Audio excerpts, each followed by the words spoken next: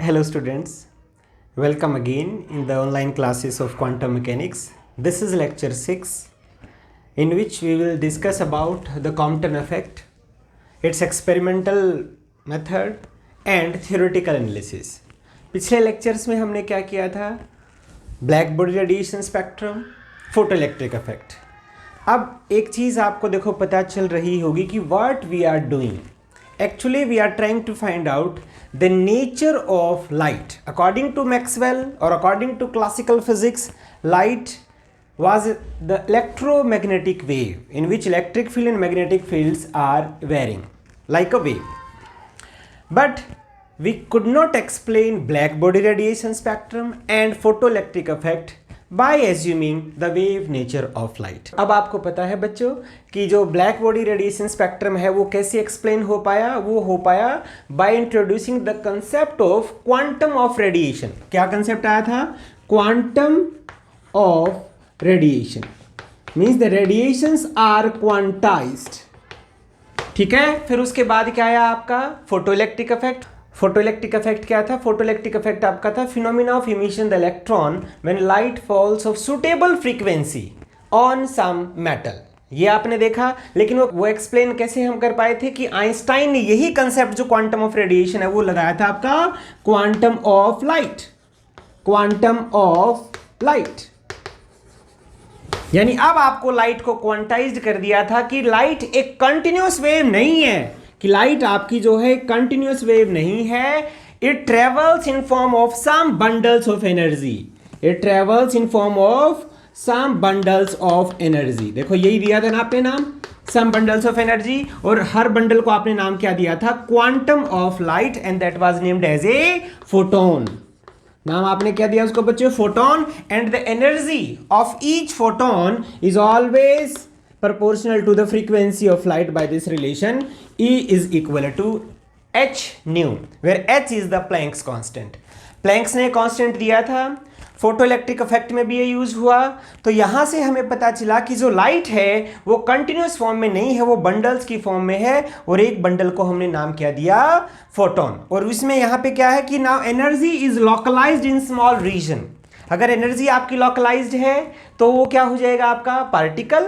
सो now light में be treated like a combination of particle, but special kind of particle whose rest mass of the photon is 0. This is the rest mass. और momentum आपका क्या था photon के लिए? So for photon rest mass is 0, and what is the momentum? Then the momentum would be E by C. ये आपने momentum कैसे निकाला था? रिलेटिविस्टिक थ्योरी से आपने निकाला था ना. E square is equal to P square C square plus m not square C raise to be power 4. ये आपका पता है आइंस्टाइन रिलेटिविस्टिक रिलेशन है. यहाँ पे m नॉट क्या? रेस्ट मास 0 है. रेस्ट मास 0 है, then E square is equal to P square. So your P would be equal to E by C. So that was the momentum of your photon. और E आपको पता है, E क्या आपका? E is equal to h nu by C.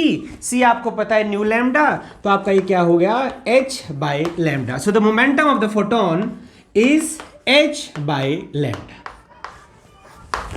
ये clear है? ये हमने किया था फोटोइलेक्ट्रिक इफेक्ट में. उसके बाद हमने यही फोटोन्स किए थे. Now what we know?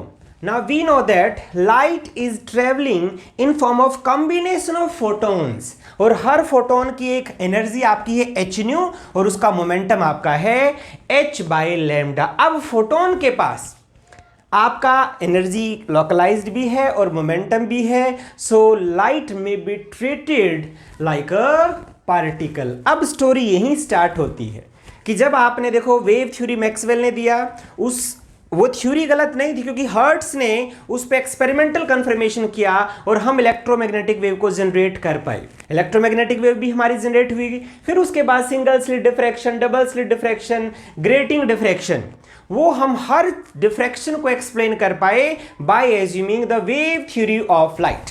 तो वहां पे लाइट आपकी वेव थी, लेकिन जब यही बात ब्लैक बॉडी रेडिएशन में आई और फोटोइलेक्ट्रिक इफेक्ट में आई, तब तो हमें पिक्चर थोड़ा सा चेंज करनी पड़ी ना बच्चों। वहां पे हमने लाइट को क्या मानना पड़ा कि light is a combination of some kind of particle, some kind of photon. तो अब प्रॉब्लम यही है कि लाइट का एग्जैक्ट नेचर क्या होगा, कि क्या वो आपका वेव है, क्या वो आपका पार्टिकल है। तो हो सकता है हम कहीं मिस्टेक कर रहे हो इस बात के लिए, तो इसलिए और भी एक्सपेरिमेंट किए गए बच्चों। इसी एक्सपेरिमेंट है यानी इसीलिए अब लाइट के लिए और भी एक्सपेरिमेंट किए गए। फिर उसके बाद जो एक्सपेरिमेंट किया, जो आज का हमारा टॉपिक है, वो किया कॉम्पटन ने ये एक्सपेरिमेंट जो किया बच्चों 1922 में किया, इन 1922 यहां पे उसने एक्सपेरिमेंट भी किया। तो एक्सपेरिमेंटल मेथड्स भी हम देखेंगे, और फिर एक्सपेरिमेंट के जो रिजल्ट्स आए उसको थियोरेटिकली भी एक्सप्लेन किया। तभी तो हमें पता चला ना कि जो फोटोन मॉडल है यानी एक उसकी फर्दर कंफर्मेशन है। ये बात क्लियर है।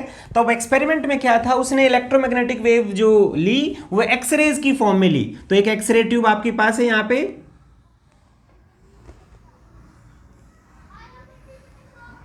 यह आपका एक्सरे ट्यूब है, सपोज सोर्स ऑफ एक्सरे, यहां से आपके एक्सरेज निकलेंगी। एक्सरेज आपके इलेक्ट्रोमैग्नेटिक हैं, हाई एनर्जेटिक इलेक्ट्रोमैग्नेटिक है, क्योंकि आपको पता है एक्सरेज की जो फ्रीक्वेंसी है वो बहुत ज्यादा होती है। और अगर उस फ्रीक्वेंसी के इक्विवेलेंट हम इसकी एनर्जी देखेंगे तो यहां पे जो एनर्जी है 10 किलो इलेक्ट्रॉन वोल्ट। ये देखो इलेक्ट्रॉन वोल्ट आपको पता है यूनिट है एनर्जी की, तो यहां पे 10,000 इलेक्ट्रॉन वोल्ट इसकी एनर्जी है फोटॉन्स की, अगर हम फोटोन मानते हैं तो जैसे ही एक्सरेज ली, फिर ये तो लाइट है आपका, तो उसको हम एक ही डायरेक्शन में प्रॉपर करने के लिए हम लेंगे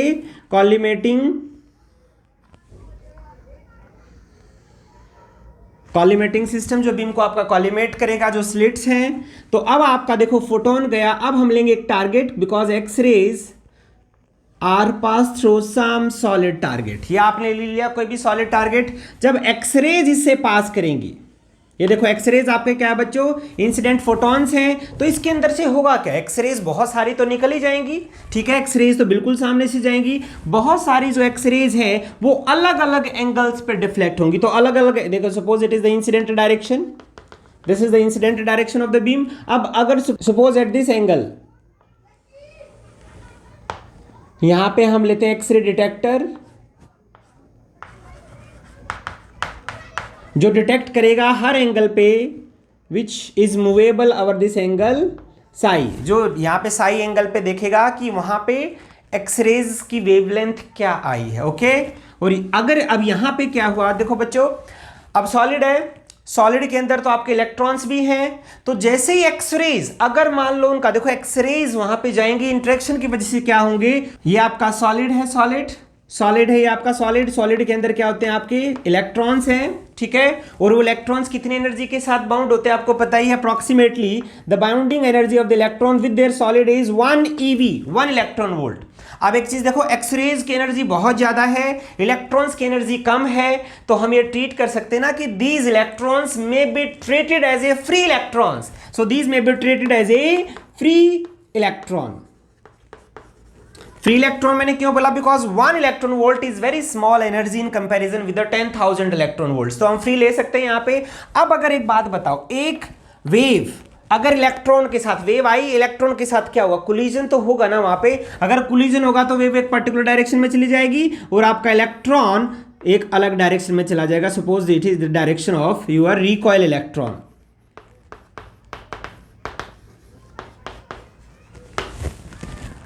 ठीक है बच्चों, अब इस एक्सपेरिमेंट में क्या मिला, देखो एक्सपेरिमेंट में आपकी इंसिडेंट वेवलेंथ थी, suppose the incident wavelength is lambda. अगर इंसिडेंट वेवलेंथ लैम्डा होगी तो आपका फ्रीक्वेंसी भी इस लैम्डा से हम निकाल सकते हैं न्यू। तो फोटोन भी हम यहां से निकाल सकते हैं, suppose P is the photon of the incident wave. Clear.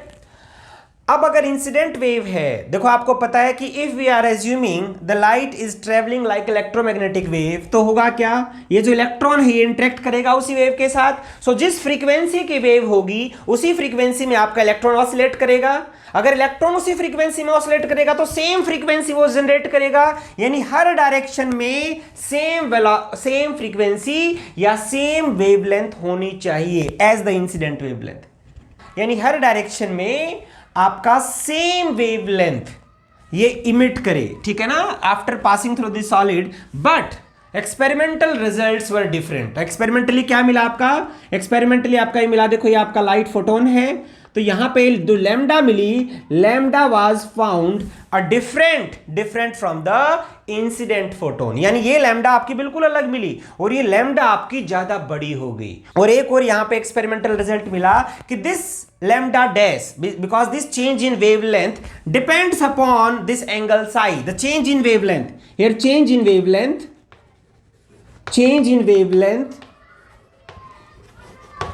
is a function of, change in wavelength is a function of some psi। ये नहीं है कि वो अगर हम डिटेक्टर को यहां पे ले आए तो वेवलेंथ यही लैम्डा डैश मिली, नहीं, वो और अलग थी।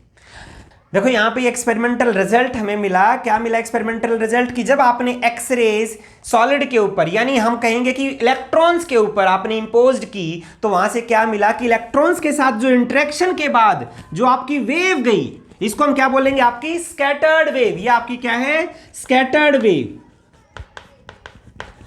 स्कैटर्ड एक्सरे, ये आपकी स्कैटर्ड एक्सरे और ये आपका क्या है, इंसिडेंट एक्सरे।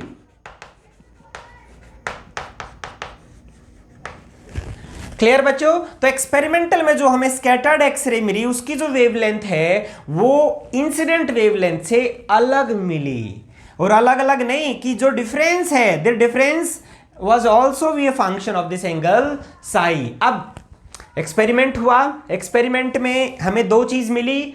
अब इंपॉर्टेंट ये कि how we can explain this experiment using the electromagnetic nature of light. उससे तो हम एक्सप्लेन नहीं कर सकते ना, मैंने अभी थोड़ी देर पहले बताया। अब इस एक्सपेरिमेंट को तो एक्सप्लेन करना ही पड़ेगा बच्चों। तो ये एक्सपेरिमेंट जो एक्सप्लेन किया कॉम्पटन ने, फिर उन्होंने वही ब्लैक बॉडी रेडिएशन पढ़ा, फिर फोटो इलेक्ट्रिक इफेक्ट पढ़ा और भी बहुत सारी चीज़ें पढ़ी। तब उन्होंने देखा कि अगर मैं फोटोन मॉडल, अगर मैं पार्टिकल मॉडल इस पे लगाएं, यानी पार्टिकल का मतलब क्या है कि कॉम्पटन ने एज्यूम किया कि एक पार्टिकल यहां से आया, एक पार्टिकल यहां था, ये पार्टिकल क्या था, इलेक्ट्रॉन, यहां से जो पार्टिकल आया वो photon. If I treat this is the collision between the two particles. अब कोलिजन देखो, यहां पे कोलिजन हुआ, एक पार्टिकल यहां चला गया, एक पार्टिकल यहां चला गया। तो अगर मैं कोलिजन को स्टडी करूं तो हो सकता है जो चेंज इन वेवलेंथ है वो हम एक्सप्लेन कर पाए, और जो एक्सपेरिमेंटल रिजल्ट आया था कि कितनी वेवलेंथ चेंज होगी और किस एंगल पे चेंज होगी, इसका भी हम मैथमेटिकल फॉर्मुलेशन कर पाए। और ये कॉम्पटन ने किया, कैसे किया, just by considering the collision between two particles, one free electron, another photon. तो अब हम मैथमेटिकल उसी के लिए, अब मैं इसको थोड़ा सा साफ कर दूंगा बच्चों। सिर्फ मैं लूंगा कि एक आपका फ्री इलेक्ट्रॉन है, एक आपका फोटोन है, फिर उसके बाद कोलिजन हम लेंगे। कोलिजन अगर हम लेंगे तो बिफोर कोलिजन क्या सिचुएशन थी, आफ्टर कोलिजन क्या सिचुएशन होगी। तो आपको पता है कोलिजन जो है आपने मैकेनिक्स के अंदर किए थे, where the conservation of energy and conservation of momentum must be obeyed. तो बस हम वही दो चीजें करेंगे और देखना मैथमेटिकली आपके पास जो एक्सपेरिमेंटल रिजल्ट्स हैं वो एग्जैक्ट आ जाएंगे। तो उसी चीज को फील करना बच्चों। हाँ, अब हम करते हैं बच्चों थ्योरेटिकल एनालिसिस। जैसे मैंने अभी बताया कि मैं थ्योरेटिकल एनालिसिस के लिए बस दो ही पार्टिकल कंसीडर करूंगा, एक आपका फ्री इलेक्ट्रॉन है और एक आपका फोटोन है। अगर उन दोनों में कोलिजन होगा तो हम कैसे मैथमेटिक्स करेंगे। अब वही देखो, आपका यहाँ पे आपका क्या है, ये इलेक्ट्रॉन है, suppose it is the free electron. ये क्यों फ्री है वो हम बता चुके हैं। Suppose now we are having a photon, incident photon. अब आपका इंसिडेंट फोटोन है, ये फोटोन स्ट्राइक करेगा इलेक्ट्रॉन पे, clear. Suppose the incident photon is having the momentum p, wavelength lambda, frequency nu. This is the incident photon. Incident photon. और energy इसकी क्या होगी आपको पता है, energy E would be equal to h nu. और momentum भी आपको पता है, मोमेंटम क्या होगा भाई, P would be equal to E by C। क्या ये क्लियर है बच्चों। और एनर्जी भी आप मोमेंटम की टर्म्स में लिख सकते हैं, energy would be equal to PC. Clear, this is for the incident photon. अब यहां पे आपका क्या है, electron. Suppose there is electron, rest mass of the electron M naught. Suppose M naught is the rest mass of electron.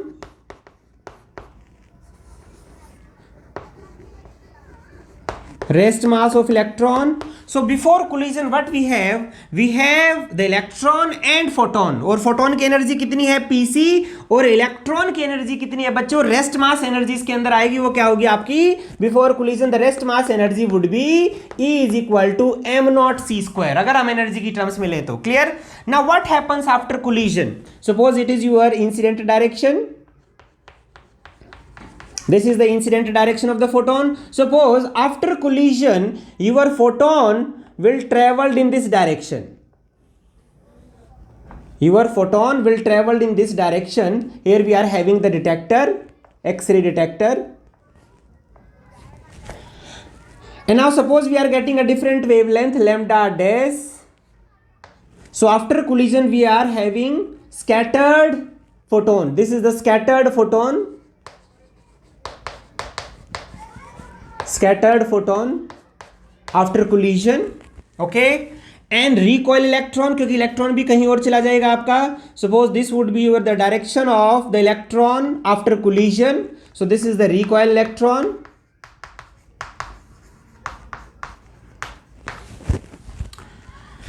and suppose it is moving with the velocity v, energy is the EE after collision, and suppose its momentum is PE, capital P, यहाँ पे मैं small p से denote करूंगा बच्चों, ठीक है। और आपको पता है कि इसका जो रिलेटिविस्टिक, क्योंकि यहाँ पे देखो एक्सरेज की एनर्जी बहुत ज्यादा थी, इलेक्ट्रॉन्स बहुत तेज जाएगा, यानी ये वेलोसिटी जो है वो रिलेटिविस्टिक फॉर्म में होगी, तो इसलिए हमें जो एक्सप्रेशन है ना इसका वही लिखना पड़ेगा। रिलेटिविस्टिक एक्सप्रेशन क्या होता है आपका एनर्जी का, EE² is equal to m0² c⁻⁴ plus momentum PE² and c²। ये क्लियर है, ये आइंस्टाइन रिलेशन है बच्चों, आपको पता ही है। अब यहां देखो, ये आपका हो गया एनर्जी, ये हो गया इसका मोमेंटम, और ये इसकी वेलोसिटी, और मास क्या हो जाएगा, मास अब आपका m है। आपकी जो बुक्स हैं उसमें थोड़ा सा अलग कैलकुलेशन की हुई है बच्चों, जो आप बुक पढ़ते हैं, लेकिन ये मैंने जो कैलकुलेशन ली है बहुत ही सिंपल है, जिमांस्की से ली है, एज इट इज उसी को मैंने फॉलो किया है, ठीक है। आप भी उसको पढ़ने की कोशिश करना, बहुत ही सिंपल डेरिवेशन है। अब यहां पे देखो, suppose this angle made by the angle made by the scattered photon with the incident direction is psi, and the angle made by the electron with the incident direction is theta. Clear. अब आओ देखो यहां पे, अब हमें सिर्फ mathematical equation लिखनी है। Before collision what is the situation, after collision what is the situation, यानी बिफोर कोलिजन आपका मोमेंटम क्या था, आफ्टर कोलिजन आपका मोमेंटम क्या था, और according to the conservation of momentum the momentum must be same. Before collision आपका energy क्या था, आफ्टर कोलिजन आपका एनर्जी क्या है, and according to the conservation of energy, energy must be same. तो अब हमें बस वही लगाना है, तो हम यहां लगाएं डायरेक्ट बच्चों। चलो हम पहले करते हैं conservation of energy. Now according to conservation of energy, so according to this, before collision the total energy must be same to the energy after collision. Total energy देखो, we have to find out the total energy of the system, ठीक है, जितनी भी आपकी energy है, total energy before collision must be equal to total energy after collision. अब मुझे बताओ बिफोर कोलिजन क्या सिचुएशन थी, आपका एक था फोटोन जिसका मोमेंटम आपका p है, तो एनर्जी आपकी क्या है, pc, तो energy of the photon is the pc, so the for photon the energy is pc। Clear बच्चों, ठीक है। बिफोर कोलिजन आपका इलेक्ट्रॉन रेस्ट पे था, जिसका रेस्ट मास m0 है, तो उसकी एनर्जी क्या होगी, m0c², so total energy before collision is pc plus m0c²। ये क्लियर है बच्चों, ठीक है, इज इक्वल टू। अब मुझे बताओ आफ्टर कोलिजन क्या होगा, कोलिजन के बाद तो फोटोन तो चला गया कहीं और, तो फोटोन का मोमेंटम बताओ क्या, suppose the momentum of photon is p dash, vector quantity देखो मैंने वेक्टर लिए यहाँ पे, p is a vector along this direction, pe is the vector along this direction, p dash is the vector along that direction. Clear बच्चों। अब लेकिन मैं magnitude, यहाँ एनर्जी में तो मैग्नीट्यूड लेंगे ना, so energy would be suppose the E dash is equal to P dash C, इसी फॉर्म में लेंगे ना, E is equal to PC, तो यहाँ पे आ गया स्कैटर्ड फोटोन के लिए E dash is equal to P dash C, so the after collision the energy of the photon is P dash C। कोई डाउट तो नहीं इसमें, ओके। प्लस अब मुझे बताओ इलेक्ट्रॉन की एनर्जी कितनी होगी बच्चों, इलेक्ट्रॉन की एनर्जी तो हमने ले रखी है EE, E is the energy of electron after collision, और ये एनर्जी देखो ई स्क्वायर की इस टर्म्स में है, ठीक है। हम इस इक्वेशन को नाम रख लेते हैं, suppose it is equation number 1। अब यहां पे देखो बस इक्वेशन, आप एक चीज देखो, फिजिक्स यही थी बच्चों, अब तो मैथमेटिकल चलेगा, अब ज्यादा कुछ नहीं बचा है। फिजिक्स आ चुकी है कि हमने इसको कोलिजन ट्रीट किया, और कौन सा कोलिजन ट्रीट किया? Elastic collision. यहां पे इलास्टिक कोलिजन है। इलास्टिक कोलिजन क्यों है? क्योंकि हमने काइनेटिक एनर्जी को कंजर्व किया है, एनर्जी की वेस्टेज नहीं हुई है, काइनेटिक एनर्जी इज कंजर्व्ड, ठीक है। तो अब इलास्टिक कोलिजन के केस में हमने कंजर्वेशन ऑफ एनर्जी को लिखा है। यहां पे हम एक और एग्जांपल ले सकते हैं इलास्टिक कोलिजन का, जैसे दो बॉल्स हैं, हार्ड बॉल है, अगर आप उनको कोलाइड करवाते हैं तो दोनों फिर दोबारा कोलिजन के बाद दूर दूर चली जाएंगी ना, वहां पे काइनेटिक एनर्जी कंजर्व्ड रहती है। क्लियर? तो यहां पे हमने इलास्टिक कोलिजन कंसीडर किया बच्चों। अब इस केस में ये हो गया इक्वेशन, तो हमें ई हमारे पास अवेलेबल है, तो हम इसको मॉडिफाई करते हैं ई की टर्म्स में, तो पी डैश को हम यहां ले आते हैं इस डायरेक्शन में, तो क्या हो जाएगा? P C minus P dash C, तो सी भी कॉमन ले लो, तो ये देखो ये हो गया ना P C minus P dash C. Clear? C को कॉमन ले लिया, plus M not C square is equal to E. हमने ई है ना हमारे पास, तो इसलिए हमने मॉडिफाई किया इसको। अब ई स्क्वायर है हमारे पास, तो बच्चों so by taking square on both the side, अब आपका स्क्वायर ले लो दोनों साइड, ये हो गया है, ठीक है। Now keep the value of equation number 1 into this equation. अब यहां पे क्या आ जाएगा आपका? ये P minus P dash C plus M not C square E square आपका क्या है? M naught square C raise to be power 4 plus P E square C square. Clear बच्चों? तो ये हमने यूज कर लिया कंजर्वेशन ऑफ एनर्जी। ऐसे ही हम कंजर्वेशन ऑफ मोमेंटम भी यूज कर सकते हैं। अब हम यहां लिखते हैं एज पर conservation of momentum, conservation of linear momentum,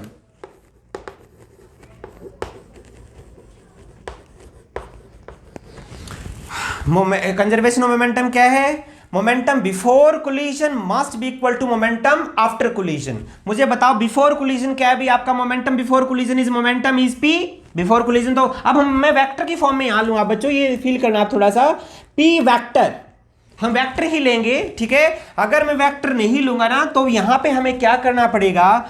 क्योंकि कोलिजन के बाद ये हमारा यहां तक 1 डायमेंशनल था, लेकिन कोलिजन के बाद 2 डायमेंशनल हो गया ना, ये एक्स वाई कोऑर्डिनेट हमें लेने पड़ेंगे। फिर वहां अगर हम वेक्टर नहीं लेंगे तो हमें कंजर्वेशन ऑफ मोमेंटम 2 डायरेक्शन में लगाना पड़ेगा, along X axis, along Y axis. तो आपकी जो कैलकुलेशन है वो बड़ी हो जाती है, लेकिन ये सिंपलिसिटी के लिए हम ऐसा कर सकते हैं। ये भी कैलकुलेशन है, बड़ा इजी कैलकुलेशन है। तो यहां पे आप देखो कंजर्वेशन ऑफ, अब आफ्टर कोलिजन बताओ मोमेंटम कितना है भाई? पी डैश तो है फोटोन का, स्कैटर्ड फोटोन का, और पीई है आपका इलेक्ट्रॉन का। So P is equal to P dash vector plus P E vector. ये देखो मैंने वेक्टर की फॉर्म में लिया है सारा, अभी आपको समझ में आ जाएगा कि इसका सेंस क्या है। क्या ये क्लियर है बच्चों? मैं फिर रिपीट कर रहा हूं, conservation of linear momentum, before collision the momentum is P vector, and after collision we have the two vectors, p dash vector and pe vector. This is for your scattered photon, this is for your recoil electron. Clear? तो अब यहां पे अब हमारे पास तो यहां देखो pe है ना, हमें इस pe को यहां से गायब करना है इक्वेशन से। तो कैसे कर सकते हैं? क्योंकि देखो हमने कंजर्वेशन ऑफ एनर्जी भी एज्यूम कर लिया, कंजर्वेशन ऑफ मोमेंटम भी, तो अब इनको हम मिलाएंगे ना हम, तभी तो हमारा कुछ रिजल्ट आएगा। तो अब यहां पे देखो बच्चों, सो pe vector may be written as p minus p dash vector. Clear? यहां पे आपका क्या है? p square. तो अब हम इसको करेंगे pe स्क्वायर। आप सबको पता है कि pe स्क्वायर, वेक्टर का स्क्वायर आप कैसे करते हैं? pe vector dot pe vector dot, देखो डॉट प्रोडक्ट ले लो ना इसकी, तभी तो होगा स्क्वायर। अब डॉट प्रोडक्ट अगर हमने ली इसकी p डॉट p, तो देखो डॉट प्रोडक्ट क्या होगा बच्चों? p minus p dash, p minus p dash vector dot product with p minus p dash vector. Clear? अब इस डॉट प्रोडक्ट को ओपन करो तो ये क्या होगा? देखो p dot p square, p dot minus p dash vector. अब ये देखो ना, माइनस आएगा P डॉट P डैश। अब ये देखो P क्या है, P की तो डायरेक्शन ये है बच्चों, this is the incident direction, P dash की डायरेक्शन ये है। अगर मैं इन दोनों की डॉट प्रोडक्ट लूंगा तो बताओ क्या आएगी, A dot B is equal to A B cosine of angle between them, तो यहां पे वही होगी ना। So P dot P dash would be P dash cosine of angle between them. क्या ये बात क्लियर है? तो अभी मैं देख लेता हूं एक बार, P के साथ क्या P स्क्वायर, P डैश को P डैश के साथ आएगा तो प्लस P डैश स्क्वायर, तो यहां से अब क्या आएगा आपका P माइनस P डैश, फिर एक यहां से फिर आएगा माइनस P डैश P, तो यहां आ जाएगा आपका माइनस 2P डैश। अगर मैं अभी वेक्टर फॉर्म में लिखूं तो ये होगा, देखो ये मैंने जो डॉट प्रोडक्ट है वो ओपन किए, P square plus P dash square minus 2P dash. Clear? अब इसको और थोड़ा सा यहां पे लिख सकते हैं हम, clear? So PE square is equal to क्या होगा आपका, ये P square plus P dash square minus 2P का मैग्नीट्यूड क्या है, P ही है, P1 P dash and the angle between them, angle क्या है भाई, कोसाइन ऑफ, अब मुझे बताओ इनमें एंगल क्या है, फाई, तो एंगल आपका क्या है, phi.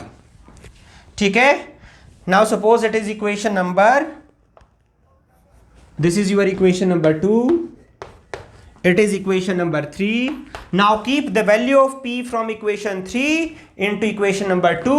So your equation number 2 would be modified as, अब इक्वेशन 2 कैसे मॉडिफाई होगी भाई, अब तो इसको भी हम ओपन कर लेते हैं, यहीं पे ओपन करो इसके स्क्वायर को, इसके स्क्वायर को ओपन कैसे करेंगे, P minus P dash square C square plus M not, इसका भी स्क्वायर होगा, A प्लस B, इसको हमने A मान लिया पूरे को एक बार, A प्लस बी स्क्वायर में ओपन किया, M not square C raise to be power 4, ठीक है, फिर प्लस करो plus 2P minus P dash C into M naught C square से क्या हो जाएगा आपका C क्यूब। क्लियर बच्चों? ये हमने ये साइड ले ली, इज इक्वल टू, अब यहां पे क्या आएगा आपका M not square C raise to be power 4 plus, अब P की जगह रखो भाई, P की जगह 3 टर्म आएंगी ना, 1 2 3, तो वहां क्या हो जाएगा, now this C square is multiplied by all 3, तो ये क्या हो जाएगा यहां P square C square plus P dash square C square minus 2P dash C square cosine of phi. क्या ये क्लियर है बच्चों? अब फिर इसको ओपन कर दो, इस इन टर्म को भी ओपन करो, सो अब इसको भी आपको ओपन करना पड़ेगा, P माइनस P डैश क्या हो जाएगा, P square plus P dash square minus 2P dash, ठीक है, फिर C स्क्वायर से मल्टीप्लाई कर दो सबको, so P square C square plus P dash square C square minus 2P dash C square, अभी मैं यही टर्म ले रहा हूं एक बार, plus M not square C raise to power 4 minus 2P minus P dash C cube M not is equal to, अब is equal to में आपका क्या आ गया, पूरा आ गया ना, ठीक है, ये आपका एज इट इज मैंने लिख दिया। अब एक चीज देखो बच्चों, दोनों साइड देखो, कुछ टर्म्स हैं जो सेम हैं, क्या टर्म्स हैं, M नॉट स्क्वायर, एक बार मैं ऊपर साफ कर लेता हूं, हाँ अब यहां से देखो भाई ये दोनों इक्वेशन है, चलो हम फिर इसको लिख लेते हैं यहाँ पे, M naught 4 C raise to power 4 plus P square C square plus P dash square C square minus 2P dash C square cosine of phi. अब इसके अंदर देखो दोनों साइड से क्या क्या कैंसिल हो सकता है, P square C square cancel, clear, P dash square C square cancel, M not square C raise to power 4 cancel, ठीक है, बस आपका ये चीज बची है दोनों, ठीक है, इस साइड ये बचा है, उस साइड ये बचा है, तो एक बार हम ऊपर लिखते हैं क्या क्या बचा है, देखो एक ये टर्म बची minus 2PP dash C square, clear, minus 2P minus P dash 2 minus P dash M not C raise to be power cube is equal to, अब इस साइड क्या बचा आपका, इस साइड एक ही टर्म बची है, minus 2 P P dash C square cosine of 5। Clear. अभी पीपी डैश और है तो हम क्या करते हैं, इसको इस तरफ ले जाते हैं बच्चों पीपी डैश को, तो आपका क्या बचा है देखो यहाँ पे, अब हम माइनस इस तरफ इसको देखो माइनस, ये माइनस ठीक ही आया ना हमारा, हाँ ये माइनस है, ये माइनस है, सो माइनस ये 2 भी सबसे कैंसिल हो जाएगा, फिर 2 भी गायब हो गया, ठीक है, क्योंकि सब में 2 है। अब आपका हो गया ये minus P minus P dash M not C raise to power cube. अब इस टर्म को यहां पे लेके जाओ तो ये क्या हो जाएगी, प्लस की टर्म हो जाएगी बच्चों। अगर ये प्लस हो जाएगी तो फिर पीपी डैश कॉमन ले लो, उसके अंदर से पीपी डैश कॉमन लिया तो इस ये प्लस की टर्म है, तो इसमें क्या बचा आपका 1 बच गया ना, सी स्क्वायर बच गया आपका, नहीं सी स्क्वायर भी कॉमन ले लो, ये लो सी स्क्वायर भी कॉमन ले लिया, ठीक है, तो आपका क्या हो गया 1 माइनस सी स्क्वायर कॉमन ले लिया, पीपी डैश कॉमन ले लिया, 2 कैंसिल हो ही गया था, 1 माइनस कोसाइन ऑफ 5, ठीक है। अब ये सी स्क्वायर यहां है, सी क्यूब यहां है, तो ये कैंसिल हो गया, आपका क्या बच जाएगा, एक ही सी बच जाएगा। क्लियर बच्चों, ठीक है। अब ये माइनस को और अंदर ले जाओ तो आपका क्या बचा, ये p minus P dash,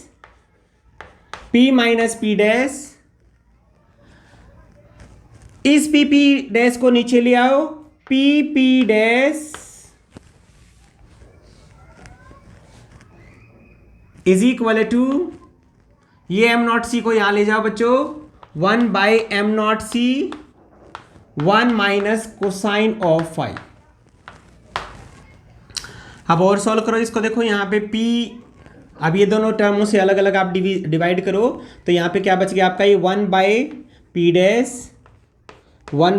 dash minus 1 by P dash by P dash से पी डैश कैंसिल, तो 1 by P is equal to 1 by M not C 1 minus cosine of 5।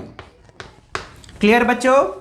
अब आपको पता है पी डैश क्या है, momentum of scattered photon, scattered photon की wavelength आपकी क्या है, लैम्डा डैश। तो what is the relation between P dash and lambda dash, P dash is equal to, क्या रिलेशन है बच्चों, h बाय लैम्डा डैश, ये रिलेशन तो आपको पता ही है। ऐसे इंसिडेंट फोटोन का रिलेशन आपको पता है कि what is the p would be equal to h by lambda, ठीक है। अब यहां पे वैल्यू रख दो भाई, पी डैश की वैल्यू क्या आएगी, h बाय लैम्डा डैश, तो नीचे h आएगा तो लैम्डा डैश ऊपर चला गया, सो लैम्डा डैश, ठीक है, नीचे h आ गया आपका। ऐसे ही p की वैल्यू रखोगे तो क्या आएगा, 1 बाय p की वैल्यू, चलो नीचे ले लो h, तो p की वैल्यू आप रखोगे तो क्या आएगा, h by lambda is equal to, ठीक है। अब मैं ये कर सकता हूं, इस h को कॉमन लेके यहां पे ले जाओ, ठीक है, तो ये h को कॉमन लो 1 बाय h को, तो ये आपका ऊपर चला जाएगा ये, so h by M not C 1 minus cosine of 5। अब ये देखो बच्चों, ये जो आपका रिलेशन आया यहां पे देखो, lambda dash minus lambda, lambda dash is the wavelength of scattered photon, lambda is the wavelength of incident photon, so automatically we are getting the change in wavelength। और ये चेंज आया ना, और ये चेंज देखो देखो, ये यही तो चीजें फील करने की है बच्चों, कि हमने एक एक्सपेरिमेंट किया और उसके बाद कुछ थ्योरेटिकल एज्यूम करके आपके पास एक मैथमेटिकल रिजल्ट आया, और अगर ये मैथमेटिकल रिजल्ट एग्जैक्ट एक्सपेरिमेंटल के साथ मैच हो जाएगा तो वही हो गया ना हमारा, कि हम बेसिक्स यानी फंडामेंटल फिजिक्स को निकाल पा रहे हैं। यही तो चीजें होती हैं। तभी देखो ऊपर साफ साफ लिखा हुआ है, पहले एक्सपेरिमेंटल मेथड हमने किया, फिर थ्योरेटिकल एनालिसिस इसका चल रहा है, और दोनों एग्जैक्ट सेम मैच करेंगे। तो थ्योरेटिकल में आपका क्या है, lambda dash minus lambda, change in wavelength, ठीक है ना। तो ये चेंज इन वेवलेंथ आपका क्या है, देखो lambda dash minus lambda is equal to h by M not C 1 minus cosine of 5, where h is the Planck's constant. ये देखो प्लैंक्स, जो ब्लैक बॉडी रेडिएशन से प्लैंक्स ने कांस्टेंट दिया था, आइंस्टाइन ने फोटोइलेक्ट्रिक इफेक्ट में यूज किया, उसका यूज यहां भी हुआ, क्योंकि जब लाइट को फोटोन की बात आएगी बच्चों तो वहां h की बात आएगी। अब आपका h जो है फंडामेंटल एक जो कांस्टेंट हो गया यहाँ पे। m नॉट आपका क्या है, मास of the rest mass of the electron, c is the velocity of light. तो ये तो सब कांस्टेंट हैं, तो यानी वेरिएबल यहाँ पे क्या है, angle. It means the change in wavelength depends upon the angle. अब यहाँ पे suppose this change is delta lambda, तो अब ये चेंज जो है किस पे डिपेंड है, suppose this is the constant, और इस जो कांस्टेंट की जो वैल्यू है अगर मैं यहाँ पे रखूं तो देखो this constant is known as Compton wavelength. Compton wavelength. और जो कॉम्पटन वेवलेंथ है h by, suppose this Compton wavelength is lambda c, so this is represented by lambda c is equal to h by m naught c. तो ये आपका क्या है, Compton wavelength है. तो h कांस्टेंट है, m नॉट कांस्टेंट है, c constant है. अगर हम इसकी वैल्यू निकालेंगे न्यूमेरिकल बच्चों, तो इसकी जो न्यूमेरिकल वैल्यू आएगी वो आपका है 0.0242 एंगस्ट्रॉम. तो ये आपका देखो, ये आपकी वैल्यू है कॉम्पटन वेवलेंथ की. तो अब यहां पे देखो delta lambda is equal to Compton wavelength 1 minus cosine of phi. अब हम देखें चेंज कैसे होगा. आप देखो एक बार इंसिडेंट डायरेक्शन, अगर फाई की वैल्यू 0 है, फाई की वैल्यू 0, कोसाइन की value cosine of 0 is 1, so 1 माइनस 1 0, so there would be no change. यानी सामने कोई चेंज नहीं आएगा अकॉर्डिंग टू थ्योरेटिकल, और एक्सपेरिमेंटल रिजल्ट भी यही आया था बच्चों. यानी जो फ्रंट में कोई चेंज नहीं आएगा. अब अगर हम देखें 90 डिग्री पे, so at theta is equal to pi by 2, तो पाई बाय 2 पे डेल्टा लैम्डा कितना चेंज आएगा भाई, पाई बाय 2 पे आपका क्या cosine of pi by 2 0, so 1 minus, so lambda C. So Compton wavelength यानी जो चेंज जो है कॉम्पटन वेवलेंथ का वो आएगा एग्जैक्ट 90 पे, और उसके बीच में 0 से लेके लैम्डा सी तक चेंज होगा. क्लियर. अब मैक्सिमम जो चेंज होगा वो कहां पे होगा, एट थीटा पाई. अब पाई पे कोसाइन ऑफ पाई कितना होता है, -1, so -1 2, so delta lambda would be 2 lambda C. maximum change, so maximum change of wavelength would occur in the reverse direction. देखो ये पॉसिबिलिटी बहुत कम है, क्योंकि आप ये देखो कितनी ज्यादा एनर्जी है इंसिडेंट फोटोन की, एक्सरेज की, और इलेक्ट्रॉन की बहुत कम आपकी जो रेस्ट मास एनर्जी है. तो दोनों में कोलिजन होगा. अगर फोटोन वापस गया तो उसकी ज्यादा वेवलेंथ चेंज होगी. ये क्लियर है बच्चों. तो ये एग्जैक्ट जो एक्सपेरिमेंट किया और जो थ्योरेटिकल एनालिसिस हुआ दोनों मैच पाए गए. अब इस बात से बताओ, देखो अब आपको पता चल गया, बड़ा सिंपल सा एक्सपेरिमेंट था बच्चों. ये एक्सपेरिमेंट क्या था, जहां पे हमने एक इलेक्ट्रॉन को लिया और एक फोटोन लिया एक्सरे का एक ही फोटोन लिया, मतलब थ्योरेटिकल एनालिसिस के लिए. तो अगर उनमें इलास्टिक कोलिजन होगा, then what we are getting the change of wavelength. किसकी चेंज ऑफ वेवलेंथ होगी, change of wavelength between the scattered photon and incident photon. क्या ये बात क्लियर है. तो और ये फोटोन हम क्या बात कर रहे हैं, क्योंकि हम here we are assuming X ray as a combination of photon, so only then we could explain this entire experimental procedures. Clear है. तो यहां से क्या हुई, so it is a one more verification of the photon nature of. अब देखो बच्चों, हम एनिमेशन की हेल्प से वही कॉम्पटन इफेक्ट को दोबारा से रिवाइज कर रहे हैं कि आपका यहाँ से देखो फोटोन आया, फिर इलेक्ट्रॉन के साथ कोलिजन हुआ, और वो इलेक्ट्रॉन कहीं और चला गया, फोटोन कहीं और चला गया, लेकिन फोटोन की क्या हुई, चेंज ऑफ वेवलेंथ. और हमने यहाँ पे क्या ट्रीट किया, आपका इलास्टिक कोलिजन. क्लियर. अब ठीक है बच्चों. तो अब यहाँ पे यहाँ तक एक चीज़ देखो, जब हम लाइट का नेचर, आप देखो कि लाइट का नेचर हमने स्टडी किया है. इन सम एक्सपेरिमेंट लाइट में behaves like a wave, in some experiment light behaves like a particle. ठीक है. अब बात आती है आपकी मैटर की. मैटर के अंदर क्या होता है, सॉलिड लिक्विड गैसेस, और उसके अंदर आपके क्या होते हैं, एटम्स. कि एटम्स के अंदर क्या है, साथ में ये नहीं है कि सिर्फ लाइट का ही नेचर स्टडी हो रहा है, साथ में आपका मैटर. अब मैटर का पता चला जे थॉमसन से कि मैटर के अंदर तो कुछ एटम्स हैं, फिर उन एटम्स का मॉडल दिया गया.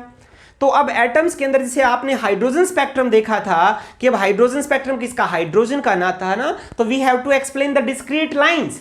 तो जब लाइट के डिस्क्रीट नेचर है तो मैटर के अंदर भी इलेक्ट्रॉन्स की जो एनर्जी है वो डिस्क्रीट है. तो अब उसके लिए भी हमें, अब देखो बच्चों लाइट का अलग से चल रहा है अभी, तो अब हम मैटर की भी ऐसे स्टडी करेंगे. तो जो नेक्स्ट एक्सपेरिमेंट है, जो अभी हम नेक्स्ट एक्सपेरिमेंट कर रहे हैं, वो आपका Franck Hertz experiment. Franck Hertz experiment में हम जो एटम्स के जो इलेक्ट्रॉनिक जो लेवल्स हैं, इलेक्ट्रॉनिक एनर्जी लेवल्स हैं, वो डिस्क्रीट होंगे.